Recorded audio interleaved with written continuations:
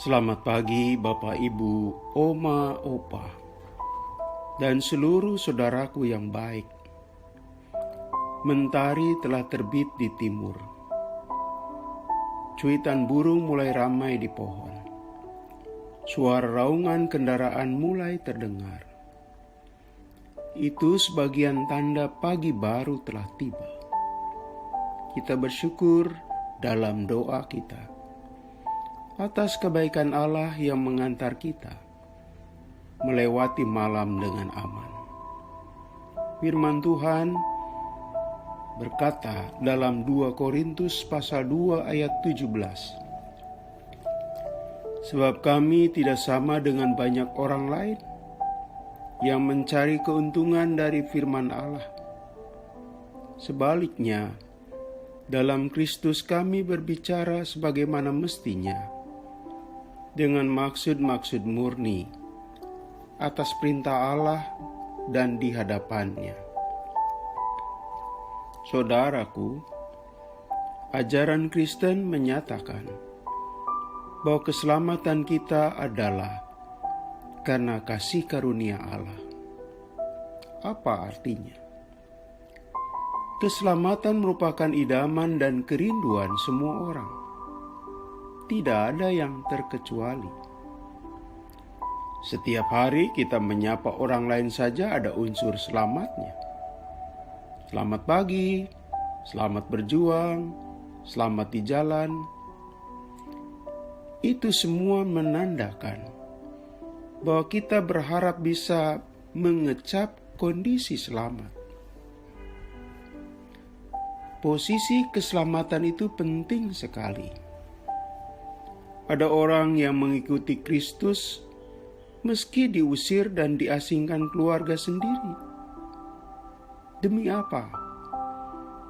Jawabnya, lantaran motif keselamatan. Ada orang yang keyakinan keselamatan tidak gentar walaupun disisihkan masyarakat. Bahkan tidak gentar kehilangan nyawa sekalipun. Seperti para martir, saudara-saudara. Saya mengenal ada orang yang demi keselamatan lalu siap menerima konsekuensi apa yang dipilihnya. Berat dan pahit. Itu menunjukkan betapa berharganya keselamatan bagi manusia. Begitupun buat Anda dan saya. Saking berbahagianya apapun bersedia ditempuh demi keselamatan. Onak dan duri tidak menghentikan kehidupan iman yang dinafasi oleh keyakinan keselamatan. Saudaraku, berbagai kesulitan yang berkenaan dengan pilihan keselamatan itu merupakan konsekuensi yang harus diterima. Tapi itu bukan harga yang harus dibayar. Karena sekali lagi keselamatan itu kasih karunia. Dalam bahasa lain, kasih karunia itu disebut grace. Kemudian muncullah kata gracias, terima kasih. Dan juga lahir kata gratis, cuma-cuma. Jadi keselamatan itu kita peroleh tanpa bayaran, cuma-cuma. Yang membayar keselamatan kita adalah kematian Kristus. Salib itu bayaran keselamatan kita, saudara. Jelas, jika dibayar keselamatan, kita tidak mampu membayarnya. Tindakan baik kita tidak cukup untuk membayarnya. Terlalu mahal keselamatan yang kita terima dari Tuhan. Kita menerimanya cuma-cuma gratis dari Tuhan. Sedangkan segala kesulitan yang kita tanggung karena iman keselamatan kita, itu sekali lagi akibat, bukan harga yang harus dibayar. Saudaraku, jika keselamatan itu gratis, maka hal-hal yang berkaitan dengan pekerjaan atau pelayanan itu pun tidak boleh ada komersialisasi. Ya, jangan menarik keuntungan dari firman Tuhan. Tidak boleh mengelabui orang lain demi memakai keselamatan untuk memperkaya diri. Sebab, sekali lagi, keselamatan Anda, keselamatan saya, itu cuma-cuma. Rasul Paulus mendengar atau melihat dengan mata kepala sendiri. Ternyata ada orang yang melayani tidak murni, yaitu mereka mencari keuntungan demi memanfaatkan firman Tuhan. Ada orang yang motif pelayanannya adalah harta duniawi, bukan motif sorgawi.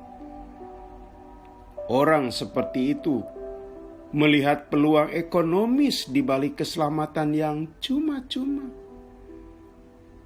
Mereka lupa. Tindakan mereka merendahkan martabat diri sendiri dan menurunkan nilai keselamatan Allah yang merupakan kasih karunia.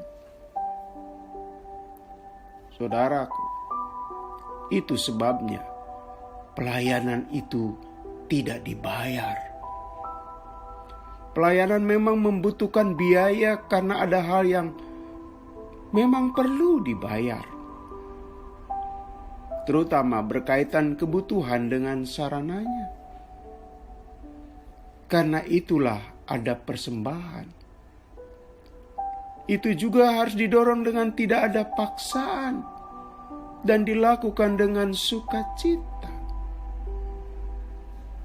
Lihatlah, jika kita mengasihi pun kita melakukannya dengan tidak punya motif ingin dibayar,